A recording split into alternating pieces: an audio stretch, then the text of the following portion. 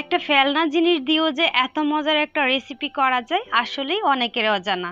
মাছের তেল কিন্তু আমরা অনেকেই খেতে পারি না বা অনেকেরই অপছন্দ বা অনেকেই জানেনই না যে মাছের তেল কি আদৌ রান্না করে খাওয়া যায়।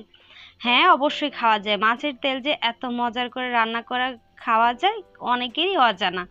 আর এই রেসিপিটা শুধুমাত্র তাদের জন্য যারা মাছের তেল খেতে পারে না বা মাছের নাড়ি ভুড়িগুলা ফেলে দেন। আর এই রেসিপিটা যদি বাসায় একবার করেন, বিশ্বাস করেন এই রেসিপি আপনারা কখনো ভুলতেই পারবেন না।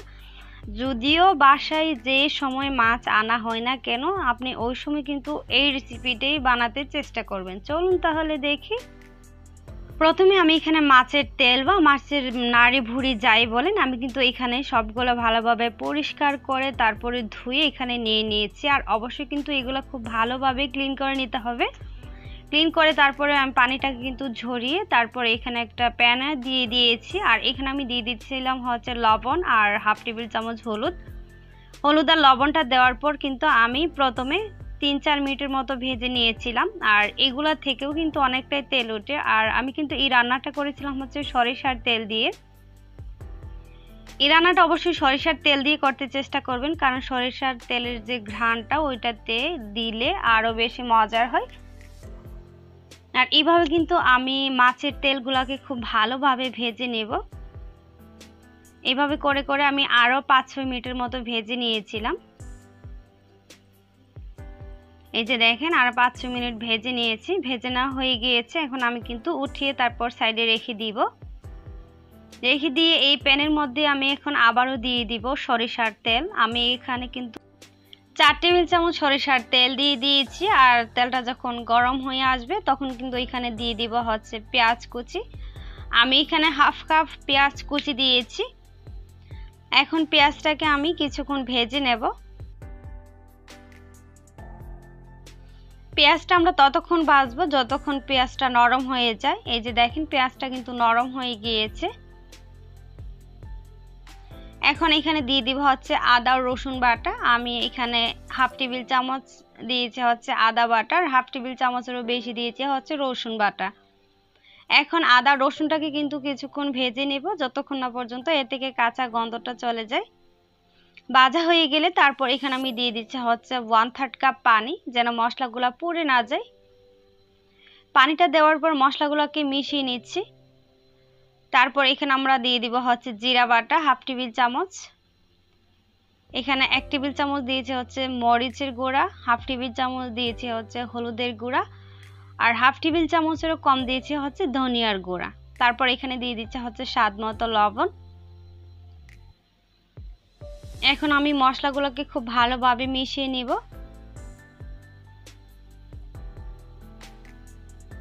মিশিয়ে নিয়ে তারপর কিন্তু আমি ঢাকনা দিয়ে ঢেকে মশলাটা খুব ভালোভাবে কষিয়ে নিতে হবে। আমি মশলাটাকে প্রায় 7 থেকে 8 মিনিটের মতো কিন্তু সময় নিয়ে মশলাগুলোকে খুব ভালোভাবে কষিয়ে নিয়েছি। এই যে দেখেন, 7 থেকে 8 মিনিট পর ঢাকনাটাকে উঠিয়ে নিচ্ছি। আর এই পর্যায়ে কিন্তু মশলাটা খুব ভালোভাবে কষানো হয়ে গিয়েছে, যেহেতু চারপাশ দিয়ে তেল বের হয়ে গিয়েছে। আর এই পর্যায়ে কিন্তু মশলাটা খুব ভালোভাবে কষিয়ে নিয়েছি। এখন আমি মশলাটাকে ভালোভাবে মিশিয়ে নিয়েছি। মিশিয়ে নিয়ে তারপর কিন্তু এখানে আমরা দিয়ে দিব হচ্ছে বেগুন। আমি এখানে বেগুন নিয়েছি হচ্ছে 4টা ভেজে নিয়েছি। আর বেগুন ভাজাটা স্কিপ হয়ে গিয়েছে তাই দেখাতে পারিনি। তারপর আমি এখানে যে মাছের তেলগুলা ভেজে রেখেছিলাম সেই মাছের তেলগুলা কিন্তু এখানে দিয়ে দিয়েছি। আর মাছের তেল দিয়ে যদি বেগুন দিয়ে এইভাবে রান্না করা হয়, খেতে মনে হয় যে অমৃত। যারা পছন্দ করে না তাদেরও একবার এটা বানিয়ে খাওয়াবেন, দেখবেন যে তাদেরও কিন্তু পছন্দের তালিকায় এটা হয়ে যাবে। তারপর আমি ভালোভাবে মিশিয়ে নিয়েছি। মিশিয়ে নিয়ে ঢাকনা দিয়ে ঢেকে এগুলাকে কিন্তু আরও 3 থেকে 4 মিনিটের মতো কষিয়ে নিব।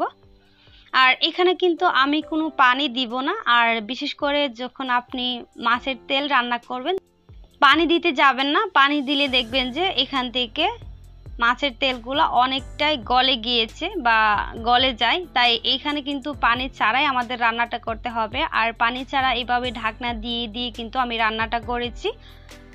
আর এই রান্নাটা না খেতে অসম্ভব মজার হয়, যেহেতু আমাদের রান্নাটা কিন্তু এখন প্রায় শেষ পর্যায়ে। এখন কিন্তু আমি আবারও নেড়েচেড়ে মিশিয়ে নিয়েছি। আর এই পর্যায়ে চুলার আঁচটা মিডিয়ামের চেয়ে নিচে রেখে কিন্তু এই রান্নাটা করতে হবে। আর মশলাটা একটু ভালোভাবে কষিয়ে নিতে হবে এই রান্নার ক্ষেত্রে, তাহলে দেখবেন যে কোনো গন্ধ বা কোনো কিছু আসবে না মশলা থেকে। এই যে এখন আমি দিয়ে দিচ্ছি হচ্ছে ধনিয়া পাতা কুচি। আমি এখানে 1 মুঠো ধনিয়া পাতা দিয়েছি। ধনিয়া পাতাটা দেওয়ার পর এখন কিন্তু আবারও ধনিয়া পাতার সাথে ভালোভাবে মিশিয়ে নিচ্ছি। ধনিয়া পাতাটা দেওয়ার পর আমি 1 থেকে 2 মিনিটের মতো রান্না করব। রান্না করার পর কিন্তু আমি চুলাটা অফ করে দিব। এই যে আমাদের রান্না কিন্তু এখন একেবারেই শেষ, আর এখন কিন্তু আমি চুলাটা অফ করে দিয়েছি। এই যে দেখেন মাছের তেলগুলা রান্নাটা কতটা সুন্দর হয়েছে।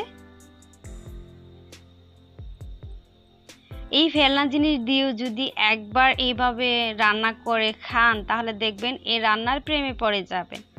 এই রান্নাটা কিন্তু অসম্ভব মজার হয়। আর এই যদি রান্নাটা করেন তাহলে দেখবেন যে বাচ্চারা লোভে খেয়ে নেবে। আর এই রান্নাটা এত বেশি মজার হয়, আর ছোট বড় সবাই খেতে অনেক বেশি পছন্দ করবে। বিশেষ করে এটা এমন একটি মজার রেসিপি।